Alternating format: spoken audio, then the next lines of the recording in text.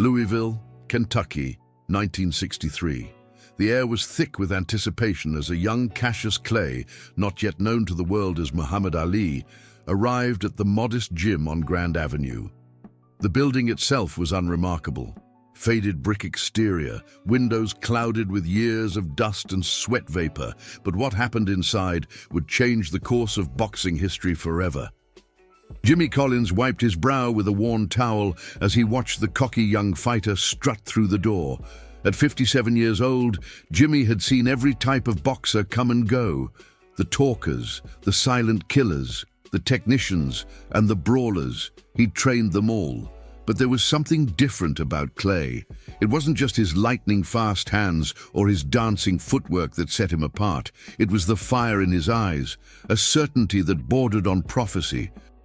If this story has already made you feel something, however small, don't leave without giving back. Comment and tell me where you're watching this video from, and subscribe to the channel. "You're late," Jimmy called out, checking his pocket watch. It was 5 minutes past 9 in the morning, and punctuality was something the old trainer valued above almost everything else. Cassius flashed his trademark grin, bright as a camera flash. "A star is never late, Jimmy. Everyone else is just early." His voice bounced off the gym walls, drawing attention from the few other fighters already working the heavy bags in the corner. In the far corner of the gym stood Marcus Wilson, a heavyweight contender with 27 wins and only 2 losses to his name. He was older than Clay by 8 years, with scars above both eyes that told stories of battles survived. Marcus had been scheduled to spar with the rising star that morning, but as he watched Clay's confident entrance, a strange uneasiness settled in his stomach. There was something in the young fighter's demeanor that made seasoned professionals think twice. "Your dancing partner's over there," Jimmy nodded toward Marcus. 10 rounds today. No showing off." Clay winked at his trainer and began wrapping his hands with methodical precision. Every movement was calculated, even outside the ring. As he prepared, he hummed softly, a habit that annoyed some, but was just another part of his pre-fight ritual. Marcus watched from across the gym, trying to steady his breathing. He had faced bigger men, stronger men, but none who carried themselves with such absolute conviction of their own greatness. It was unsettling in a way that raw power never could be. When Clay finally approached the ring, Marcus was already waiting between the ropes. Sweat had begun to form on his brow, despite the cool morning air filtering through the gym's open windows. The two men sized each other up, Clay with a playful smirk, Marcus with studied concentration. "Ready to help me get better today?" Clay asked, not a hint of mockery in his voice despite the implication that this was merely practice for him. Marcus nodded silently. The bell rang, and they began to circle each other. 3 minutes into the first round, something remarkable happened.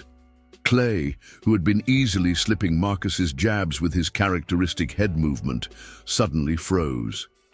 His hands dropped slightly, and for a fraction of a second, he seemed somewhere else entirely.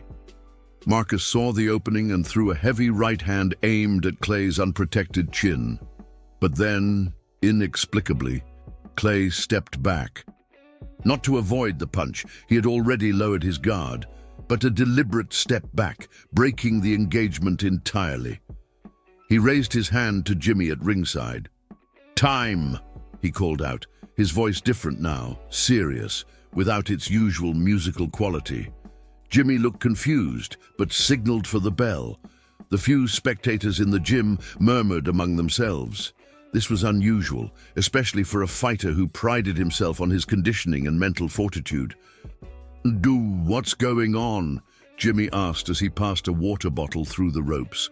Clay shook his head slightly. "Need a minute, just a minute."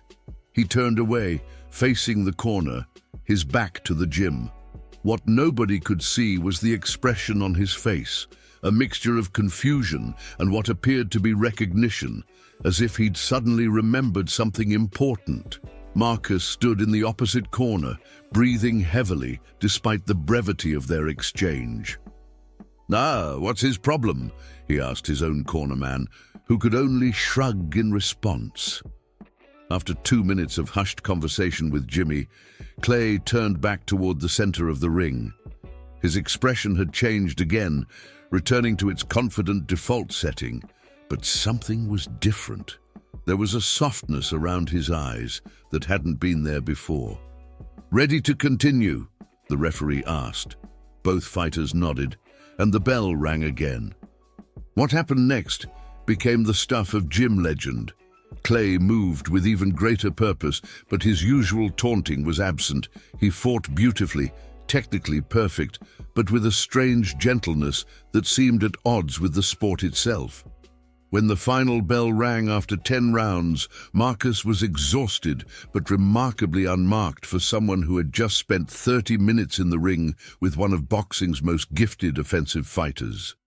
As they removed their gloves, Clay approached Marcus and spoke quietly, just between the two of them. Whatever he said caused Marcus's eyes to widen slightly before he nodded with newfound respect. Outside the gym, dark clouds had gathered, and rain began to fall on Louisville's streets. Inside, something had shifted in ways that would take decades to fully understand. Fast forward to 2001. Muhammad Ali, now 59 years old and battling the advancing symptoms of Parkinson's disease, sat in a comfortable armchair in his Arizona home. The desert heat pressed against the windows, but inside, the air conditioning created a cool sanctuary.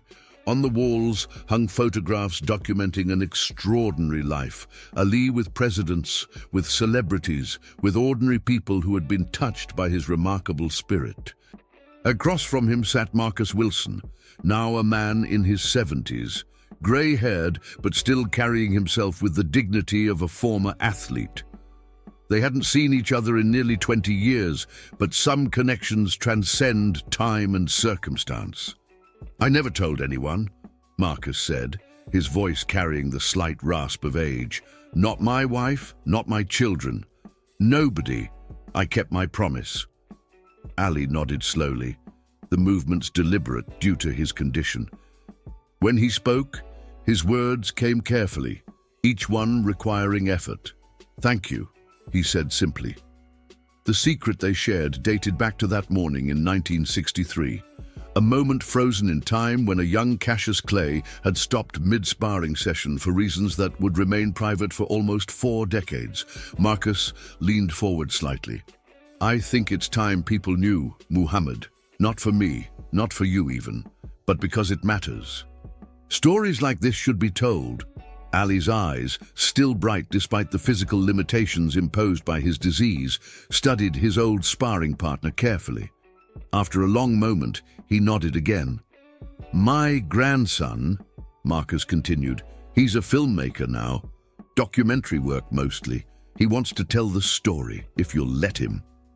The afternoon light shifted as clouds passed overhead, casting the room in momentary shadow before brightness returned. It seemed fitting somehow, this play of light and dark, as they discussed bringing a long-hidden truth into the open. "Tell him," Ali said finally, each word measured but clear.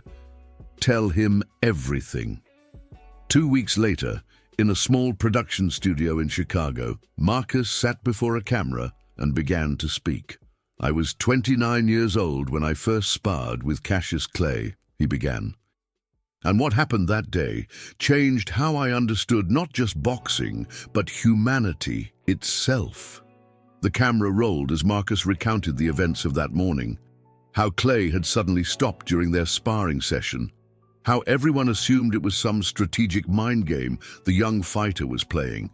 And finally, the truth that Clay, later Ali, had whispered to him afterward. During that first round, Marcus explained to the camera, he saw something no one else noticed.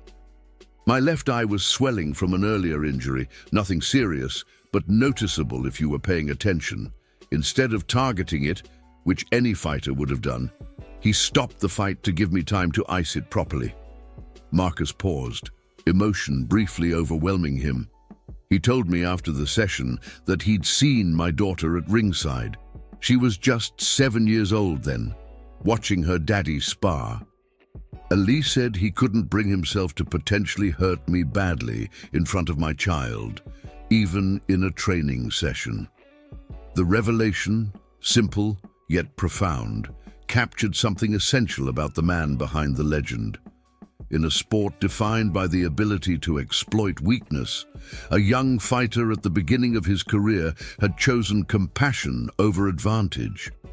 The amazing thing, Marcus continued, is that he asked me not to tell anyone. He was worried it would make him seem soft in a business where reputation is everything, so I kept quiet for almost 40 years. By 2005, the documentary Unsung Moments, The Hidden Heart of Muhammad Ali, had won critical acclaim at several film festivals.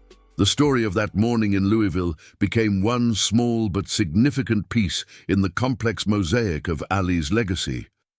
In a world increasingly defined by division, the revelation offered something rare, a glimpse of grace under pressure, of humanity transcending the boundaries of competition.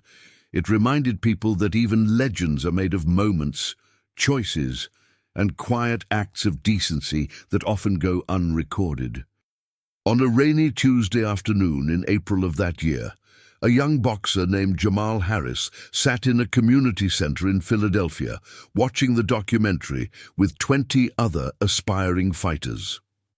When the segment about Ali and Marcus ended, the room was quiet except for the sound of rain against the windows. The trainer, an old-school taskmaster named Ray, cleared his throat. "So what's the lesson here?" he asked the room.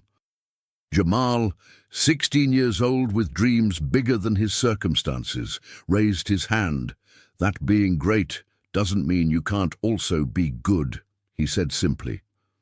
Ray nodded, satisfaction evident in his weathered face. "Remember that when you're in the ring. Remember it even more when you're outside it." As the session ended and the young boxers filed out into the rain-slicked streets of Philadelphia, Jamal lingered behind. On the wall of the community center hung a faded poster of Ali, arms raised in triumph after defeating George Foreman in Zaire. "You see something special in that poster, son?" Ray asked, noticing the boy's attention.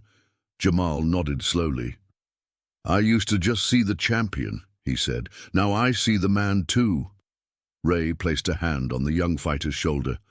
"That's the real victory," he said quietly. Miles away, in his Arizona home, Muhammad Ali sat by a window watching desert birds gather at a feeder in his garden. His body had become a prison of sorts, but his mind remained sharp, his spirit undiminished. On his lap lay a letter from Marcus Wilson's granddaughter, thanking him for allowing their family's story to be told. The truth about that morning in 1963 had waited decades to emerge.